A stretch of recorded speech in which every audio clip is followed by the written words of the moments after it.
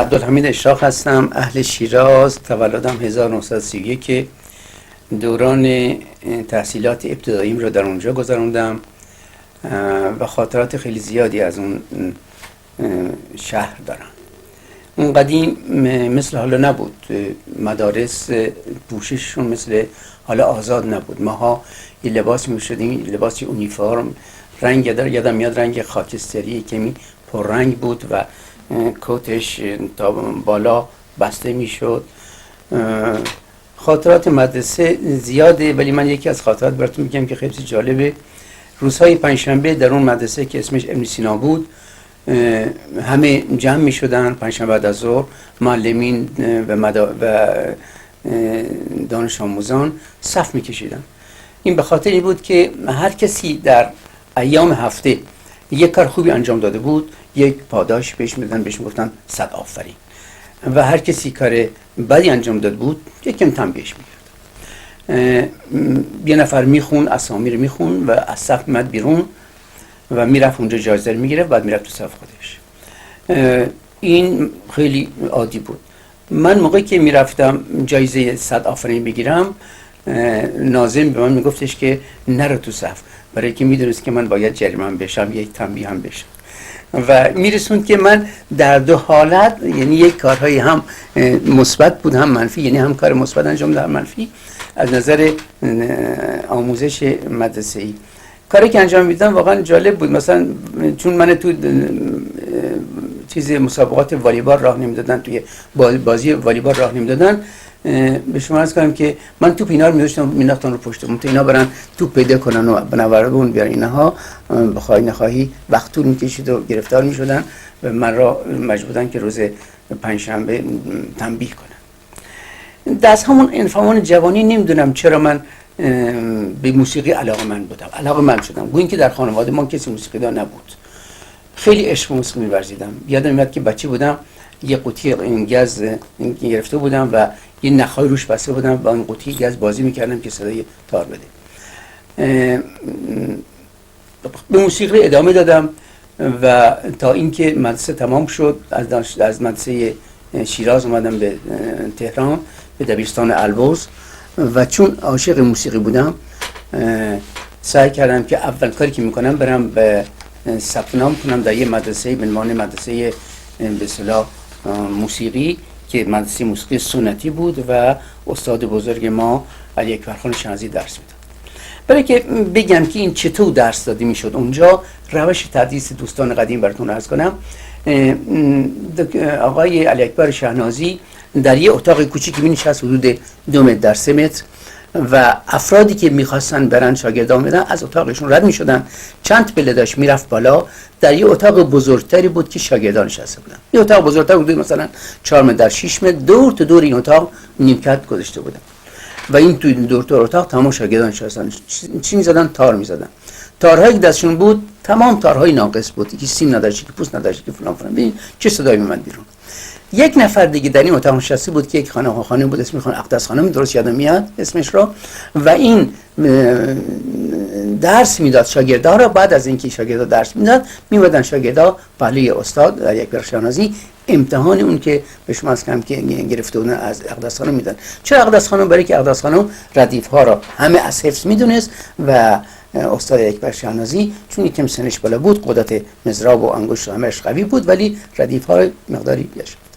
من موسیقی اینجا ادامه دادم تا اینکه رفتم رادیو میزدم، با خانم مولیک زرابی میزدم، با دردشتی میزدم، صفحه پر میکردم و در ارکستر سولو میزدم، تا اینکه رسید که به مرحله رسیدم که درس میدم، درس موسیقی میدم. حدود نمیدونم 15-16 سالم بود، یادم نیست دقیقاً، که درس موسیقی شروع کردم. برای اینکه من پدرم در سنین 10-12 سالگی از دست دادم و سرپرستی من را به عهده برادرم بود، مجبورم کار بکنم. بنابراین کار من از بچگی شروع شد. اولین کاری که چون عشق به موسیقی داشتم، با یکی از دوستانم شروع کردیم. شروع یک مجله به نام مجله موزیک بود که یکی از اولین مجلات موزیکی در ایران بود، 1952 بود. یادم میاد که این مجله شروع کردیم و خیلی خاطرات بزرگی از این مجله داره و واقعا یه دانشگاه برای من بود. این دانشگاه چرا؟ برای که من خیلی جوان بودم، باید میرفتم از استادان بزرگ مثل صبا، مثل خالقی، مثل نیداود و امثال هم مقاله میگرفتم، مصاحبه میکردم و اینها به من آموزش میدادن. و گروه دیگری در دو گروه بودن، گروه سنتی و گروه آنهایی که تحصیل کرده بودن رفته بودن خارج درس خوندن، مثل مصطفی حنانه و حسین ناصحی، به شما از کم که فریدون فرزانه و این گروه. پس دو گروه بودن، گروهی که تحصیل کرده بودن در خارج و گروهی که سنتی بودن.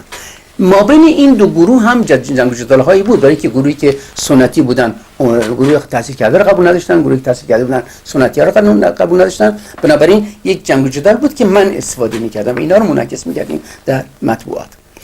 حکایت خیلی زیاد دارم، من اجازه می‌خوام که دو تا از این حکایاتی اون زمان براتون عرض کنم که خیلی خیلی قشنگه. یکی از اونها که رفته بودن خدمت آقای متصخان نیداود که اساتذان مسلم تار سنتی ما بودن، خیابون نادر بود، رفتن خدمتشون، یه حکایتی برای من گفتن که اینو براتون میگم. گفتن که یه روز نشسته بودن منزل، سه نفر اومدن در منزل در زدن و اومدن تو. سه نفر آدم گردن کلاه بودن و به زور اومدن نشستن منزل، هیچ کس هم منزل نبود. تو سالن نشستن، یکی از اونها گفتش که منزل میخوام، برو مزغون بیار. من رفتم تارم آوردم. حالا من ایشون یک کمی تنومند بود و خب سنم بالا بود، ترس و ایشونو گرفته بود و رفت تارش آورده و شروع کرد به تار زدن. و موقعی که از میره تار میاره برمیگردیم میبینی که این سه نفر سه تا کارد گذاشتن روی میز. ایشون وحشت بیشتر میشه. معمولا موقعی که انسان غم داره یا شادی داره یه چیزهای بهتر میزنه. اینجوری که خود استاد من میگفت، ایشون شروع میکنه دستگاهی که غم داره توش به نام دستگاه دشتی رو شروع میکنه زدن. بعد موقعی که تمام میشه، در حین تمام شدن بوده که یکی از اینا بلند میشه، این کارد برمی‌داره، محکم عمودی میزنه روی میز و یه مقداری بعدم میگه به اون شخصی که فرستاده بیاد و انگشت سبابه آقای به شما هستم که مصطفی نیداود ببره. حکایت زیادی دارم از ملاقات با این دوستان. یک کار دیگه براتون بگم که خیلی جالبه و هیچ جا نگفتم. ما تو مجله ما سعی می‌کردیم که انتقاد کنیم از چیزهایی که واقعا برای پیشبرد موزیک مملکتمون. خودسیف رهبر ارکستر سمفونیک تهران بود، بقراردادش تمام شد و رفتش خارج. به جای خودسیف ما رهبر نداشتیم، یه رهبری گذاشتن به جای خودسیف. یه اثر موزیک اجرا کرد، این اثر جالب نبود. ما در مجله اون عین مشکلاتش رو تشریح کردیم، آنالیز کردیم که این رهبری خوبی نبوده و غلط بود. حالا این به جایی که واقعا این رهبر بیاد به ما جواب بده که علتش این بود، یک روز دعوت داشتیم در سفارت رومانی، همه دور هم جمع شده بودن، ایستادن به باغ. آقای سفیر بود، آقای به شما هستم که هنرمندان بودن، ما هم بودیم اونجا. این آقای رهبر آمدن اونجا توی محیط که ما واسطه بودیم، گفتن که به شما هستم که مدیر مجله کیه؟ مدیر صاحب امتیاز مجله ما آقای هیربود بود، منم سردبیر مجله بودم. ایشون با مشت زد توی دندونای آقای هیربود و جلسه به هم خورد. من دیگه نتیجه این کار باید عرض نمی‌رسونم، بهتون نمیگم، ولی بدونید که در چه محیطی بود، ما در چه محیطی به شما هستم که زندگی میکردیم. وضع مجله ما در دو اتاق گرفته بودیم، ولی با این چنگ و دندان میگفتن ما این مجله حفظ کرده بودیم.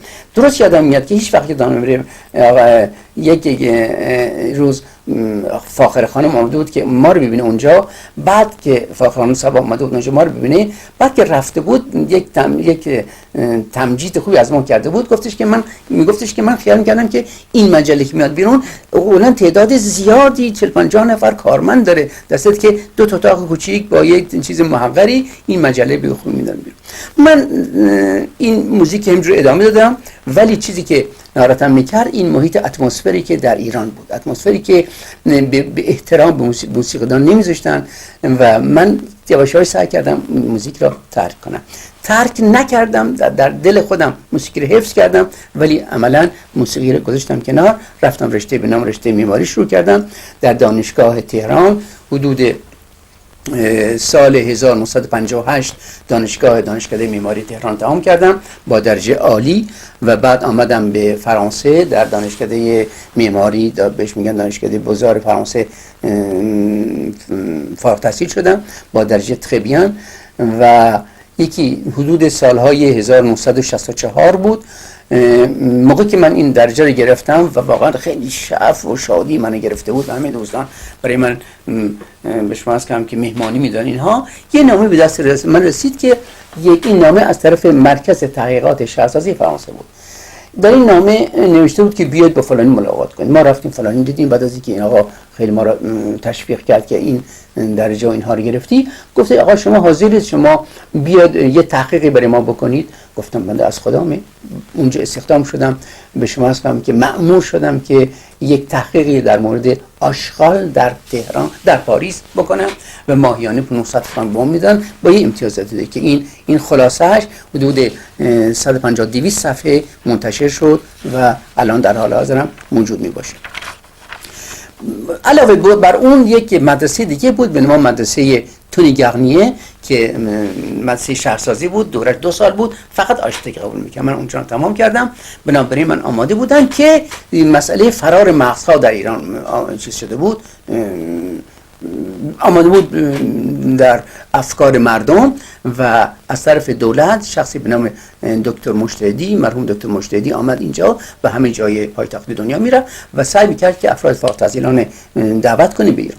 به ما خیلی وعده دادن که اگه ما برگردید ایران بهتون خونه میدیم، بهتون ماشین میدیم، بهتون یخچال میدیم، بهتون فلان میدیم، فلان چی میدیم. ولی موقعی که ما برگشتیم قبول کردیم برگشتیم، موقعی که رفتیم اونجا هیچی نبود. ولی ما رفتیم خودمون شروع کردیم به کار و شخصا کار. اول کاری که من کردم برگشتم ایران، اول ساختمانی کردم، ساختمان برای دکتر کادوزیان بود، یک ویلا بود در شمال تهران که هنوز خوشم میاد از این ویلایی ساختم و یادم میاد اون وقت که رفته بودن هیچی نبود، هیچی نداشتم دیگه، نه ته داشتم نه گونیا داشتم. رفتم از خیابون نادری ته و گونیا خریدم، روی میز ناهارخوری منزل مادرم به شما هستم که اینی کشیدم بهشون دادم و هیچ خاطره یادم نمیاد. مستقیما موقعی که از ایران از پاریس برگشتم رفتم دانشگاه ملی مشغول تدریس شدم و تا آخر سالهای سال که اونجا درس میدادم یک شرکت ساختمانی هم داشتم، یعنی مهندسین مشاور داشتم که واقعا من شمار خیلی بزرگی شده، 40-50 نفر اونجا کار میکردن، حدود 17 نفر هندی برای ما کار میکردن که به شما عرض کنم که این هندی‌ها چون هم پول کم میگرفتن هم کار زیادتر میکردن، بنابراین واقعا نهایت صرفه‌جویی برای ما بود. یکی از کارهای خوبی که من اونجا کردم تشکیل انجمن آرشیتکت‌ها بود، چون که انجمن آرشیتکت‌ها در تمام دنیا وجود داره و اونجا در ایران نداشتیم. هدف این انجمن برای من چی بود؟ که قبضه کنه فرم معماری مملکت را واقعا فرم بده، چون از اون شترگاف پلنگی بیاره بیرون. برای اینکه هر مملکتی اگر یک آرشیتکت عضو انجمن آرشیتکت‌ها باشه باید تابع قوانین اون انجمن رفتار بکنه. در ایران هر کس میتونست بکنه. بنابراین من انجمن وجود آوردم، حدود 7 سال دبیر این انجمن بودم، ولی خیلی سعی کردم که بتونم کاری کنم که افرادی که عضو انجمن آرشیتکت‌های ایران هستن فقط بتونن ساختمان بکنن، ولی نتونستم. چرا؟ برای که اگر کسی عضو انجمن آرشیتکت‌ها باشه به شما هستم یک سلسله مسائل را رعایت میکنه، قوانین رعایت میکنه و این شترگاف پلنگی که در یک پریود مشخصی معماری مملکت ما رو به حالت بدی در آورد از این بره. بعد از اون چون عشق داشتم به معماری سعی کردم کاری دیگه هم انجام بدم. یکی از کارهای خیلی خوب من به شما هستم که تشکیل یعنی به وجود آوردن یک مجله به نام مجله معماری بود و حدود سالهای 1968 بود. یه مجله بود که به قطر زیاد حدود 150 صفحه، حدود 1 سانت و نیم 2 سانت قطرش به 2 زبان فرانسه و فارسی بود. این مجله 2 عمل بزرگ انجام میداد، یکی اینکه واقعا فرهنگ و میراث فرهنگی ما که غنی است بیار بالا و نشون بده به جامعه معمار مملکت ما. 2 اینکه این مجله رو میرفت با تمام مجلات معماری دنیا مبادله میکرد و اونها مقالاتی از ما چاپ میکردن و چیزهایی که به زبان فرانسه بود مستند بود چاپ میکردن در مجلات خودشون، سبب میشد که واقعا اینکه ما غنای فرهنگ معماری میگفتیم در دنیا بپیچه. یکی از کارهای دیگه که من کردم به شما عرض کنم که هفته معماری بود. این هفته معماری هیچ وقت یادم نمیره.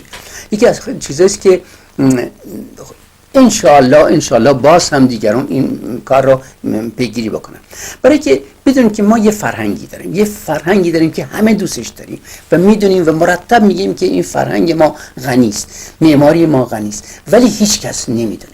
برای این کار ما اومدم یه هفته درست کردم، هفته معماری، و این هفته معماری این بود که در تمام نقاط مملکت در اون هفته راجع معماری صحبت بکنن. برای این کار یه بخشنامه از طرف آموزش و پرورش به تمام مدارس شد، به تمام دبستان و دبیرستان کار که یک هفته شاگردا راجع معماری صحبت کنن، معلما راجع به مسجد اونجا، راجع به مونومان هایی که در اون شهر هست صحبت کنن و جلسات میزگرد درست بکنن و علاوه بر اون روزنامه محلی باید راجع به معماری. این فرهنگ معماری میاره بالا. علاوه بر که فرهنگ معماری میاره بالا، سبب میشه که یک نفر ایرانی بدونی که چی میگذاره. در حال حاضر مرتب ما داریم میگیم که چرا یزد خراب میشه، چرا کاشان خراب میشه. برای که یک یزدی، یک کاشانی ارزش بنایی که در اونجا هست نمیدونه. اگر ما به یه وسیله بتونیم این ارزش رو بینا بفهمونیم، واقعا به آشنا کنیم به این فرهنگشون، به هیچ عنوان یه نفر یزدی، یه نفر کاشانی آماده نیست که شهر خودش خراب بکنه و ساختمان خودش. علاوه بر این هفته معماری و کارهای دیگه که حالا خیلی طولانی است براتون نمیخوام بگم، وقت تلف میشه، مسافرت‌های علمی تشکیل دادن. مسافرت علمی چی بود؟ یک مسافرت داخلی بود، یک مسافرت خارجی. مسافرت داخلی با شاگردهای معماری و در خدمت شهناز خانم زن خودم بود مرتب و که خیلی به من کمک کرد و در این کار میرفتیم به دهات و شهرها، تمام شهرهای ایران را میرفتیم عکس برداری میکردیم و به شما از کم که رولوه میکردیم و ساختمانی که ارزش داشت. یک چیز حکایت قشنگ براتون بگم. یه روز سوار اتوبوس بودیم، من و خانم میشستیم ردیف اول، شاگردا عقب بودن. اتوبوس داشت حرکت میکرد میره به یک جای، حالا نمیدونم یادم نیست کجاست. دیدیم یه مرتبه شاگرد اتوبوس از اون ته دوید اومد و رادیو رو خاموش کرد و رفت. ما بعد سوال کردیم که چرا رادیو خاموش کردیم؟ گفت ما داشتیم جلوی امامزاده رد میشدیم. گفتیم که خیلی ممنونیم. به شما از کنم که علاوه بر این مسافرت های خارج هم بود که من ترتیب میدادم. یکی مسافرت بردن دانشجویان و مهندسین اشتک‌ها به کانادا و به شما از کنم که مونرال یه نمایشگاه بین‌المللی معماری بود. یکی بردن گروه معماران و اشتک‌ها به شما از کنم که به اوزاکا به ژاپن و اینها در رفت و برگشت اثرات بیش از حد زیادی در افکار دانشجویان معماری می‌گذاشت و فرم اعتقاداتشون نسبت به معماری و معماری خودشون و خارج عوض می‌شد. تشکیل سمینارهای زیاد من در ایران بود. یکی از اولین سمیناری که من درست کردم در ایران سمینار بود که در انجمن ایران آمریکا بود که حدود 1.5 ماه 2 ماه این سمینار طول کشید. بعد که آمدن یه دست گلی به ما دادن و یک کتاب جایزه دادن، اینها تمام مطبوعات نوشتن که مملکت ایران سالن نداره و جوونا میرن به طرف سالن‌ها، به طرف خارجی ها، به طرف سالن‌های خارجی. بعدن ما نوشتیم که آقا نه این نیستش و چیز انجمن فرهنگی آمریکا و ایران نداره، چون انجمن یه محلی بوده و همه رفتن از اون استفاده کردن. یکی از این سمینارهایی که کنگره هایی که بود، کنگره به شما از کم که بین‌المللی، یه حکایتی یادم میاد که بعد نیست براتون بگم. حتما همه دوستان به شما از کم که آلوال آرتو رو میشناسن. آلوال آرتو یکی از بزرگترین اشتک های دنیاست و بود، ولی مرحوم شده. در یک کنگره در ایران شرکت کردن. از مقامات بالا دستور دادن که مواظب باشید، این خیلی مرد شریفی است. ما رفته بودیم اصفهان، بنده در خدمتشون بودم. به شما از کنم که یک شب استاندار دعوت کرده بود اعداد رجال و وزرا و وکلا اینها رو. بنده به آقای الوار آلتو، به یک آقایی که میراث فرهنگی داشت تشریح میکرد برامون، به شما از کنم که در یه اتاق نشسته بودیم. مرتباً به ما خبر میدادن که مواظب باشید، الان در حاضر باید غذا شروع میشه، مواظب باشید آقای آلتو بیان. باز آقای آلتو سوال میکرد از اون آقایی که داشت به شما از کم راجع به معماری سنتی ایران توضیح میداد. باز به ما اشاره میکردن استاندار که آقا مواظب باشید بگید آقا غذا سرد شد و وزرا اینجا هستن فلان اینجا هستن. بالاخره ما هر کار کردیم، آقای آلتو به هیچ عنوان اعتنا نکرد. 1 ساعت و خورده‌ای از شام گذشت، بالاخره تمام اینها رو گذاشت کنار. فقط اونجایی که قدرت داشت میخواست بفهمه که این لب مطلبی که این آقا راجع معماری ایران میگه چیه. به هیچ عنوان به مسائل ظاهری مسئله توجه نمی‌کنه. 2 تا کتاب من قرار بود بنویسم که متاسفانه تمام نشد، یعنی نتونستم منتشر کنم. یک کتاب بود 50 سال معماری ایران که من 3 سال روش کار کردم و یه اکیپ داشتم که برن تمام یعنی ساختمان‌های قدیمی مثل دادگستری، مثل ساختمان‌های دور میدان سپاه، مثل دبیرستان نوربخش، اینها رو رولوه کردن، همه رو تهیه کردن. علاوه بر اون عکس‌های زمینی، عکس‌های هوایی با هلیکوپتر گرفتم از تمام ایران، از تمام ساختمان‌های ایران و از تمام شهرهای ایران و اینا رو همه آماده بود که چاپ بشه که بعداً متأسفانه انقلاب شد و تمامش از بین رفت. خوشبختانه اسلایدهای هوایی و زمینی اکثرا 90% مونده که الان من دارم اونها را. علاوه بر اون یک 50 سال راجع به نقاشی ایران ما یک کیپ درست کرده بودم که درست بنویسیم و 40 تا چیز نقاش رو دارم جمع کردم و جز علاوه بر این که این به شما از که تقریر میکردن اینها، تمام تابلوهای نقاشان ایرانی را ما همه عکساش گرفتیم، اسلاید گرفتیم، تمام تابلوهایی که در کاخ گلستان هست و اکثر کاخهای دیگه و اکثر موزه های دیگه تماما تابلوهاش رو، اسلایدهاش رو داریم. متاسفانه هیچ کدوم از اینها چاپ نشد و تمام مدارکش از بین رفت، ولی اسلایدهای خود تابلوها هنوز باقی است برای ما. برای یک کتاب شاهکارهای معماری ایران به زبان انگلیسی کتاب با چند نفر از دوستان ما منتشر کردیم، برای یکی از کنگره‌های بین‌المللی که در اصفهان بود انجام کردیم، تهیه کردیم.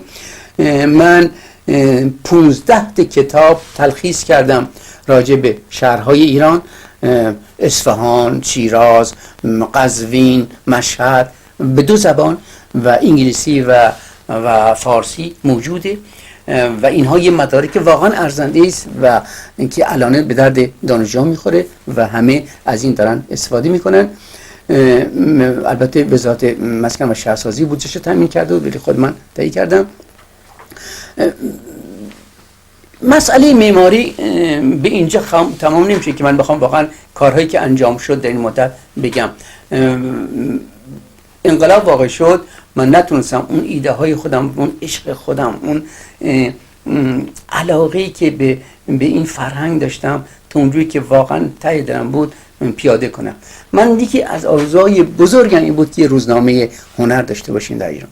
تمام فکرم این بود که هر کار میکنیم به رای روزنامه هر چیکار میتونست بکنه، از معماری صحبت کنه، از نقاشی صحبت کنه، از موزیک صحبت کنه، از همه هنرها صحبت کنه و این فرهنگ هنر ما که به شما از که یک خاکی روش گرفته شده و مردم نمیشناسنش، ما به عرضه به دسترس مردم میذاریم. انقلاب واقع شد، بنده با جیب خالی به اتفاق شهناز عزیزم، خانم عزیزم که همسر بنده هست و فرناز عزیزم که دختر هست و تنها دختری است که من دارم، آمدیم اینجا در پاریس. الان اینجا من دفتری دارم و مشغول هستم، ولی به هیچ عنوان عشقم رو نسبت به هنر و معماری و موزیک ترک نکردم و امیدوارم یه روزی برسه که بتونم این دین خودم نسبت به این هنر مملکت خودم ادا کنم.